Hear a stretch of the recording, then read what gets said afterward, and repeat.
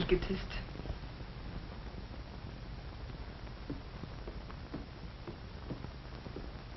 If he thinks I'm going to sit home and cry my eyes out, he's got a door to slam. Well, so have I. I can make my own living just as well as he can make his. He ought to be glad I'm working. Just because he can't stand competition, he wants me to quit. My work isn't important enough. I'm only a woman. But he, the man, is boss. He'd like me to be a slave to the house while some cutie on the paper whispers into his porteries. Look at this mess. The way he throws his clothes around. It wouldn't hurt His Highness a little interest in the house. I'm the one who's married, but he can act as if he were single. He wouldn't dream of wearing a wedding ring, no matter how much I tell him I like it. But I'm as good as he is. I've got a brain of my own, and I intend to make the most of my life, too. Yes, I want a home and kids, but I'm not going to be a fool like Mother, bending over a wash tub all her life while Dad went around as free as air. A woman's place is in the home. Why, His Highness ought to wear side whiskers and carry a gold-headed cane. If he thinks I'm going to obey his every command, he can get right out of my life. And I mean it, right out of my life.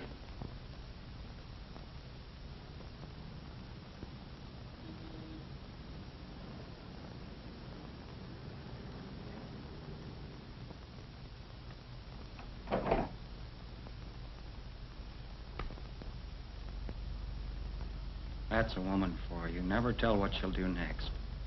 All the time I thought she was so sweet and tender. What a temper. Lucky I ducked out when I did. How could I win? I'm only a man. Oh, well, the copy won't wait. Where do women get the idea that they wear the pants? Must be her diploma. To a man, it's a piece of paper, but Virginia, she's got the world at her feet. The way she hangs on to her name, you'd think it was a shame to be a Jackson. I write the copy, but it comes out as a picture story by Virginia Chase. She'd break her neck for a good shot, but our home is like a bachelor rooming house. It's about time she learned what comes first, marriage or her job. Everybody else leads a normal life. Why can't we? I'm fed up with warmed up leftovers and dishes in the sink. She can't even find time to sew on a button for me.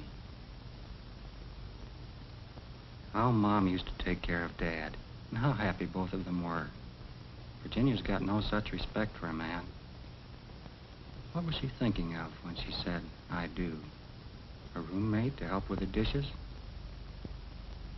What does a man work for? Beating his brains out to make something out of himself if his wife doesn't look up to him. Instead, she competes with me and makes a half man out of me and a half woman out of herself. And I, like a fool, thought I was getting a wife.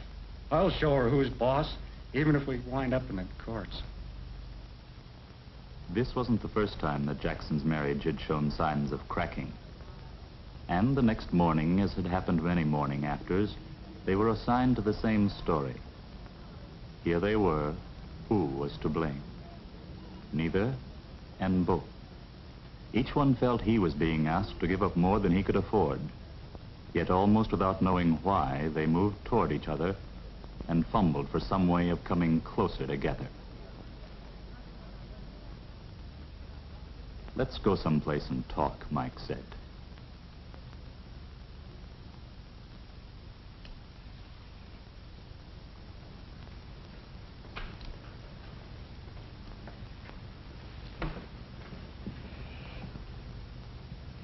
Thank you.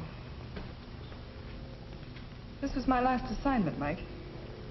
Why? What happened? Nothing. I've made up my mind. I'm quitting the job. Are you serious? Mm-hmm. But what would you do? Nothing. Stay in all and do your slippers when you come home at night. Oh, Jenny, I wasn't trying to defeat you. And what was all that yelling about last night? I was a fool. You know, after I cooled off last night, I found I'd been hanging on to a lot of ideas I don't really believe in anymore. I realized I'd miss your puttering in the dark room. Oh, Mike, you don't have to prop me up. No, really. I like a woman who's doing things, Jenny. I didn't marry you so you'd admire me and laugh at my jokes. You've got a mind of your own, and you've got to use it.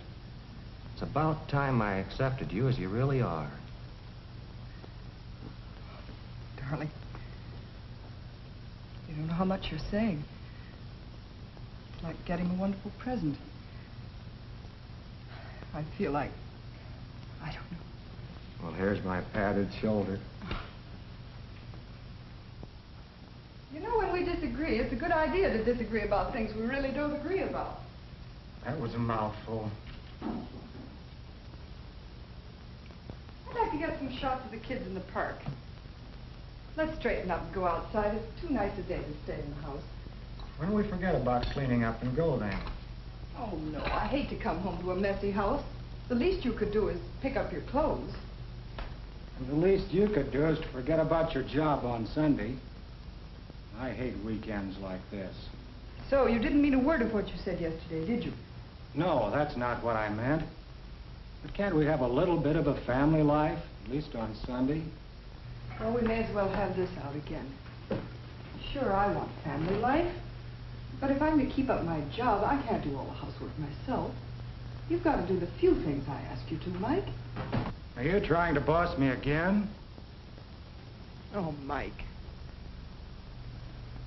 Okay, Jenny. This is the last time you'll have to tell me. What do you want me to do?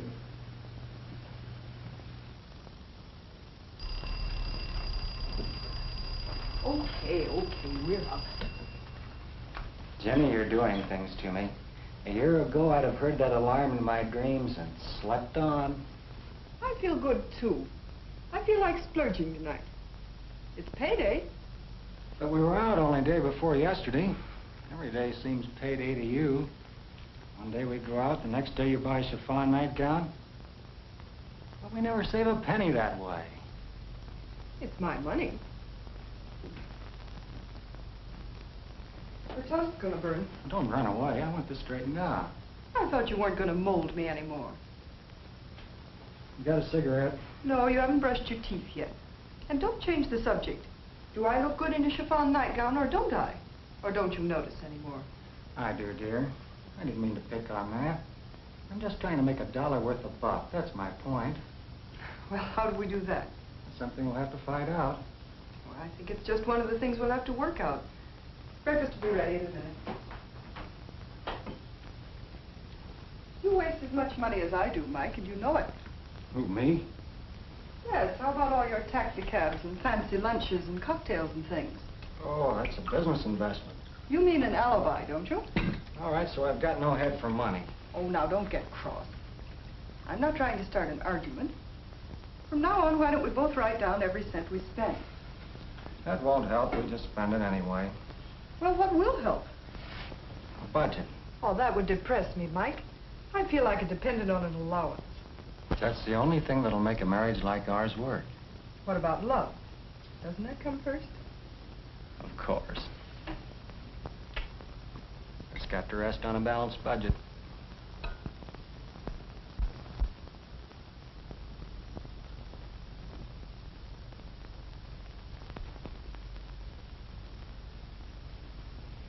There you are. We've still got $40 of our week's pay left. Mind you, that's after all bills are paid. Doctor, your allowance and mine, everything taken care of. Now what are we going to do with all this money? Tell you what, you just write down everything you've ever wanted. All right. I like this part of it. Go ahead, just splurge. I'll write mine down, too. Let's see. Rolleiflex, fur jacket, some new china. Hey, this is fun. Wait a minute. We wanted a vacation. We must save something for a vacation. Yes, I need a vacation, too. Oh, I see. You mean we have to cut out something. And, Jenny, another thing, remember? A house, and a kid, or kids, and a car. We've got to start saving. And all that out of $40? A week.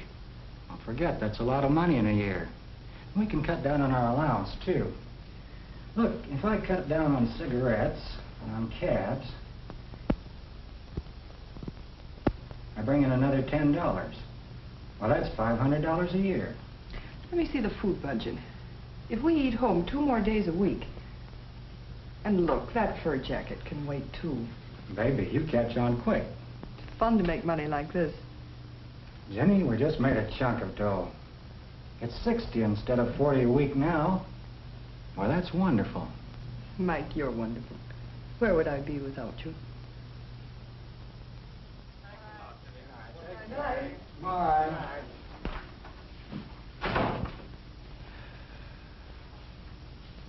Well, there goes the budget. It's your idea. That city desk friend of yours, the one that was making passes at Marge, I thought he was disgusting. But you must know that genius photographer friend of yours bores me stiff. Why do we have to have 2 sets of friends anyway? That's right. Why? Incidentally, you could have mentioned that I made the cake myself. Sorry.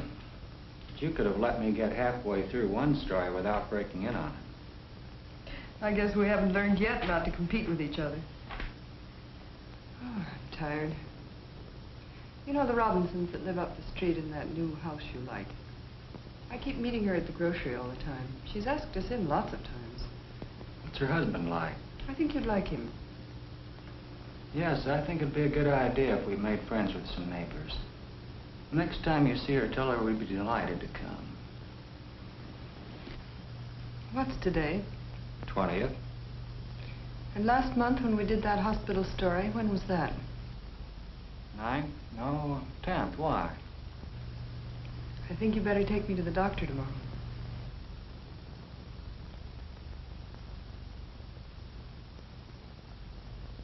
It's 7 years now since the Jacksons decided to work at their marriage. It's no coincidence, perhaps, that for the last 7 years, the marriage has worked for them. Not perfectly, of course, but well enough.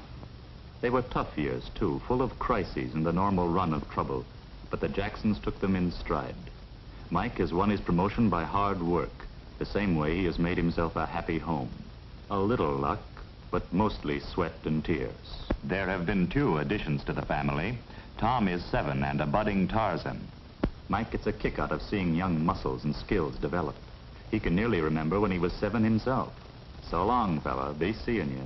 They get along pretty well, these male Jacksons. With themselves and with their womenfolk. Hello, Mike. Thanks for bringing those things.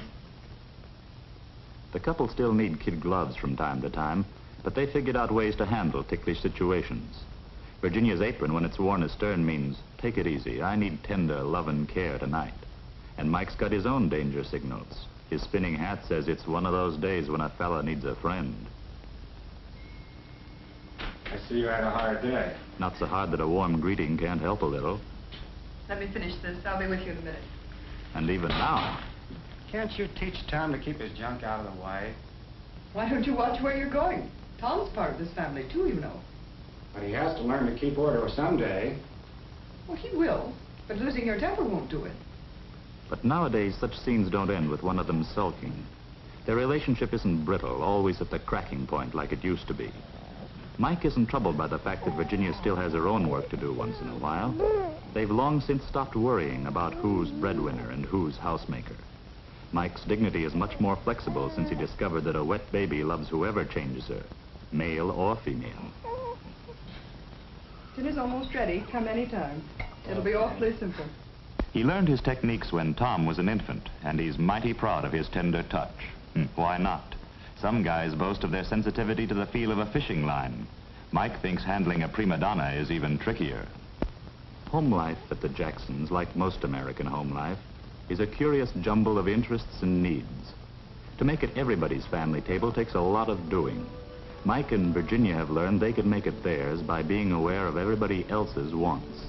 By taking time out for the others, they make time for themselves. These days, Virginia is proud of Mike's success. They're not competing anymore. Why should they? Budgets and careers and differences of personalities don't have to mean trouble. It's a good deal for both, this partnership without a boss. The fruits of adjustment are a little noisy, but mighty sweet.